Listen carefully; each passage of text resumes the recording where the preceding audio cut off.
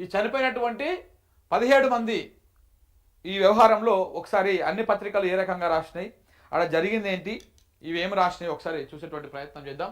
నిర్లక్ష్యం ఖరీదు 17 ప్రాణాలు. హైదరాబాద్లో భారీ అగ్ని ప్రమాదం. గుల్జార్ హౌస్లోని ఓ భవనంలో ఘటన. మృతుల్లో 8 మంది చిన్నారులు, 5 మహిళలు, 4 పురుషులు. ప్రమాద సమయంలో బిల్డింగ్లో 21 మంది. తెల్లవారుజామున సంఘటన జరిగింది. మొత్తము 17 మంది ప్రాణాలు పోయినాయి.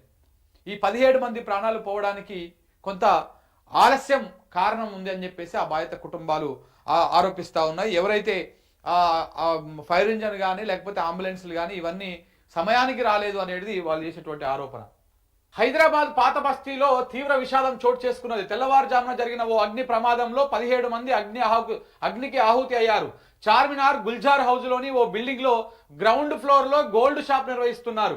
అయితే అతని ఇంటికి పలువురు చుట్టాలు రావడంతో అంతా దాదాపు 21 మంది రాత్రి ఫస్ట్ ఫ్లోర్లో నిద్రపోయారు. తెల్లవారుజామున 6:30 ఆ ప్రాంతంలో ప్రమాదవశాత్తు షార్ట్ సర్క్యూట్ కావడంతో మంటలు అంటుకున్నాయి.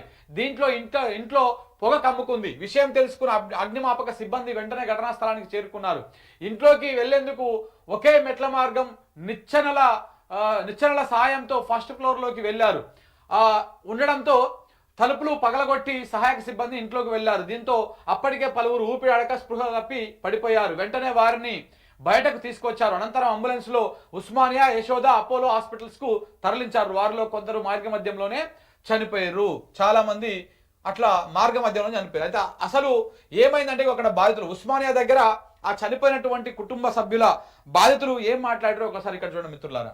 ఫైర్ ఇంజన్ లో నీళ్లు లేవు, అంబులెన్స్ లో ఆక్సిజన్ లేదు. అంబులెన్స్లపై రేవంత్ ఫోటోలు పెట్టడం తప్ప కాంగ్రెస్ ప్రభుత్వం ఏం చేసింది?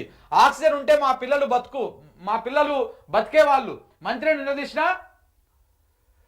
మంత్రిని నిలదీసిన బాధిత కుటుంబాలు. ఇది వాళ్ళు నిన్న ఆందోళన వ్యక్తం చేశారు. ఒకసారి మీకు ఆ బయట మళ్ళీ కూడా చూపిస్తా.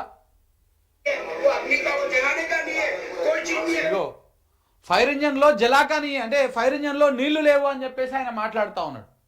ఫైర్ ఇంజన్లో నీళ్లు లేవు. మరి ఫైర్ ఇంజన్ నీళ్ళు లేకుండా మరి ప్రభుత్వం కానీ అధికారులు కానీ ఆ ఫైర్ ఇంజన్ ఆఫీసర్లు కానీ ఫైర్ ఆఫీసర్లు కానీ ఏం చేస్తున్నారు? అలా నీళ్లు పెట్టుకోవాలి కదా. ఫైర్ ఇంజన్ అంటే ఏమన్నా తెలియదు.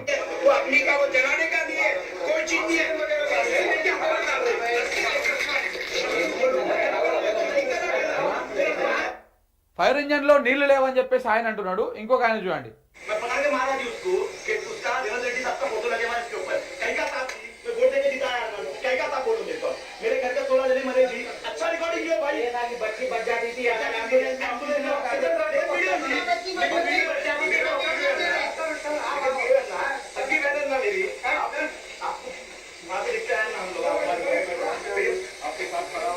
ఇక్కడనేమో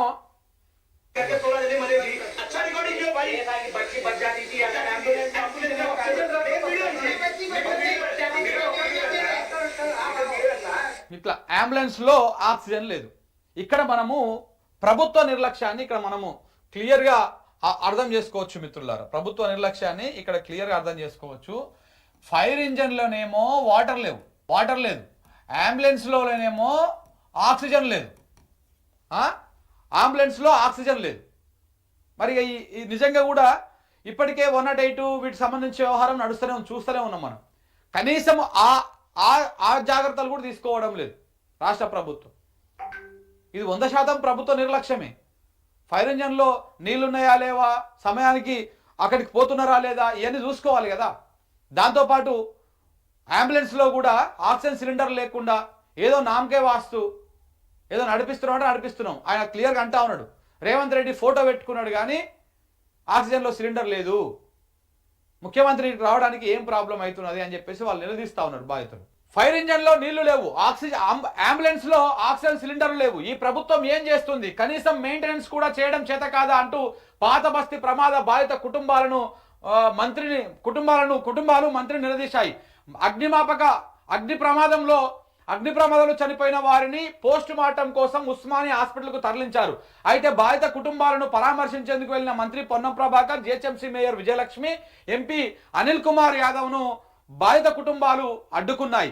అంబులెన్స్ లో కనీస వసతిగా ఉండాల్సిన ఆక్సిజన్ లేదని సమయానికి అందులో ఆక్సిజన్ ఉండి ఉంటే తమ బిడ్డలు ప్రాణాలతో బయటపడేదానికి కన్నీళ్లు పెట్టుకున్నారు. తమ పిల్లల ప్రాణాలు పోవడానికి ఒకంత ప్రభుత్వ నిర్వహణే కారణం అంటూ నిరసన తెలిపారు. వీళ్ళు మార్చిరి దగ్గర ఆ ఉస్మానియా హాస్పిటల్ మార్చిరి దగ్గర కూడా ఆందోళన చేసిరు.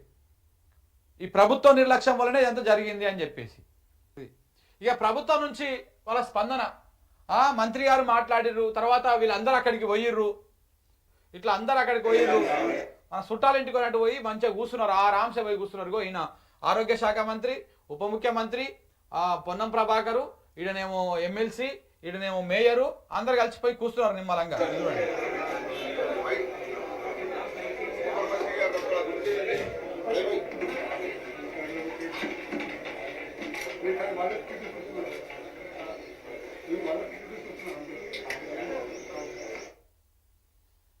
ఇది పొన్నం ప్రభాకర్ కూడా ఆడిపోయినప్పుడు మాట్లాడాడు.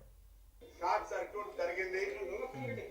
6:16 ఫైర్ డిపార్ట్మెంట్ కు సమాచారం రాగానే వెంటనే నిమిషాల్లో ఫైర్ సిబ్బంది ఇక్కడికి వచ్చి ఈ అగ్ని ప్రమాద నివారణ చర్యలు చేపట్టినారు.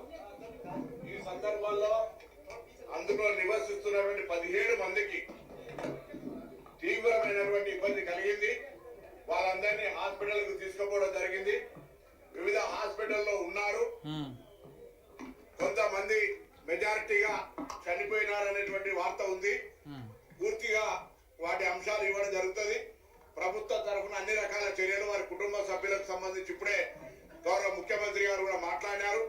ఇమ్మీడియట్ గా ముఖ్యమంత్రి గారు సంబంధిత అధికారులకు మాకు ఇమ్మీడియట్ గా ఆదేశాలు ఇవ్వడంతో పాటు ఇక్కడికి వచ్చి అన్ని రకాల చర్యలు తీసుకుంటూ ఎక్కడ కూడా బాధిత కుటుంబాలకు ఇబ్బంది కలగద్దు, వీలైనంత వరకు ఇమ్మీడియట్ గా మెడికల్ ప్రిన్సిపల్ సెక్రటరీకి ఆదేశాలు ఇచ్చి సంబంధిత పోలీస్ గాని ఫైర్ గాని అన్ని రకాల చర్యలు తీసుకోవాలని గౌరవ ముఖ్యమంత్రి గారు ఆదేశించారు. ఫైర్ యాక్సిడెంట్ మీద కూడా విచారణ చేస్తాం. అది అన్ఎక్స్పెక్టెడ్ జరిగినటువంటి ఏం కుట్ర కోణంతో దాగినటువంటిది కాదు. ఇందులో ఎవరు కూడా కుట్ర కోణంతో జరిగినట్టు కాదు అని చెప్పేసి మీరే చెప్పినాక విచారణ చేసేందుకు మళ్ళీ టైం వేస్ట్, డబ్బులు వేస్ట్. కుట్ర కోణంలో జరిగింది కాదు అని చెప్పేసి మంత్రి గారే క్లారిటీ ఇస్తారు. మళ్ళీ విచారణకి ఇంకా ఏ అధికారి కూడా నిర్లక్ష్యం చేయకుండా వెంటనే వాళ్ళ విధుల యొక్క అటెండ్ కావడం జరిగింది. జరిగిన సంఘటన ప్రభుత్వం తరఫున ముఖ్యమంత్రి గారు దురదృష్టకర సంఘటన చెప్పినారు. వాళ్ళని కుటుంబాలను ఆదుకోవడానికి సంబంధించిన విషయాలు కూడా ప్రభుత్వం వెంటనే ఉన్నతాధికారులు స్పందిస్తారు. సంబంధించిన కుటుంబానికి పూర్తిగా రాష్ట్ర ప్రభుత్వం నుంచి సానుభూతి ప్రగాఢమైనటువంటి సంతాపాన్ని వ్యక్తం చేస్తాను. వారికి ఇబ్బందులు లేకుండా ఉండే విధంగా తదుపరి చర్యలు ఇది తదుపరి చర్యలు తీసుకుంటారంట. ఈ అన్ని మంచిగానే ఉన్నాయి. అంత ప్రభుత్వం సకాలంలో స్పందించినప్పుడు ఫైర్ ఇంజన్లో నీళ్ళు ఎందుకు లేవు, అంబులెన్స్లో ఆక్సిజన్ ఎందుకు లేదు, దానికి ఆ బాధిత కుటుంబాలు అడుగుతున్నటువంటి దానికి సమాధానం ప్రభుత్వం దగ్గర ఎందుకు లేదు? ఇది చెప్పొచ్చు కదా. ఇవి ఎందుకు లేవు, దేనికోసం లేదు, దానికి కూడా సమాధానం చెప్పాల్సినటువంటి అవసరం ఉన్నది. మీరు చూడండి ఇక్కడ అంబులెన్స్లు కూడా ఇక ఎంత లేట్గా వస్తాయి చూడండి, తెలుసా? వాళ్ళు చాలాసేపు వెయిట్ చేసిన తర్వాత వస్తుంది. ఇగో వాళ్ళు ఆటోలల్లా కార్లల్లా ఎక్కించడానికి ప్రయత్నం చేసినప్పుడు ఇగో ఇట్లా కార్లో ఎక్కించేస్తుంటారు.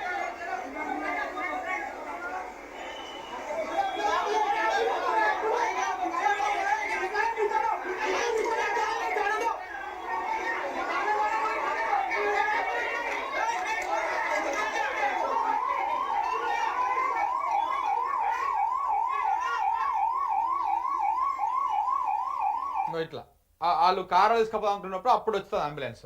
సో వీటన్నిటికి సంబంధించి కూడా మరి విచారణ చేయాల్సింది విచారణ ఎక్కడ చేయాలి? వీళ్ళు అంబులెన్స్లో ఆక్సిజన్ సిలిండర్లు ఎందుకు లేవు, దానికి కారణం ఏంటిది? ఫైర్ ఇంజన్లో వాటర్ ఎందుకు లేవు, దానికి కారణం ఏంటిది? ఎంతసేపట్ల అక్కడికి వెళ్ళిర్రు, ఎంతసేపట్ల అగ్ని సహాయక చర్యలను చేపట్టిర్రు, ఈ అన్నిటి మీద విచారణ చేయాలి. ఆ అగ్ని ప్రమాదం ఎట్లా జరిగింది అదంతా షార్ట్ సర్క్యూట్ అని మీరే చెప్తున్నారు. ఎలాంటి కుట్ర కోణం లేదని చెప్పేసి ప్రభుత్వం చెప్తున్నారు, మంత్రి గారే చెప్తున్నారు.